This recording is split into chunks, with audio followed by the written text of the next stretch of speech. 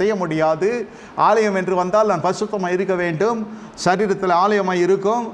ஆலயத்தில் வந்து திருவிருந்துக்கு பல கண்டிஷன் வைக்கிறார் பாஸ்டரு, ஞானஸ்தானத்துக்கு பல கண்டிஷன் வைக்கிறார் பாஸ்டரு. அந்த திருவிருந்து நேரத்தில் பார்க்குற பொழுது குற்றமற்ற மனுஷன் எடுக்கிறான். அப்போதே தெரிந்து விடுகிறது இல்லையா ஏதோ பிரச்சனை இருக்குன்னு.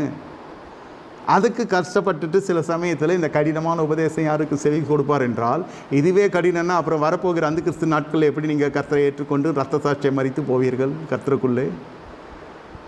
அந்த அளவுக்கு உலகம் வாழ்க்கையிலே சிங்காசனம் போட்டு உட்கார்ந்து கொண்டிருக்குதுன்னு தான் அர்த்தம். இதெல்லாம் நீங்கள் டிசைட் பண்ணுறது இல்லை, திங்க் பண்ணி சொல்கிறது இல்லை. ஞானஸ்தானம் எடுக்கிற நேரம் போய்கொண்டிருக்கிறது. திருவிருந்து எடுத்து நேரம் ஞானஸ்தானம் எடுத்துருந்தா திருவிருந்து அதெல்லாம் வேணாம், ஏன்னா போனால் எடுத்துக்கலான்னா போ.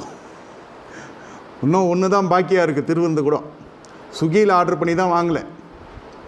இன்னும் ஆலயம் அந்த டைஅப்குள்ளே போகல. வெக்கத்தோடு சொல்லுகிறேன் பலிபீடத்திலிருந்து.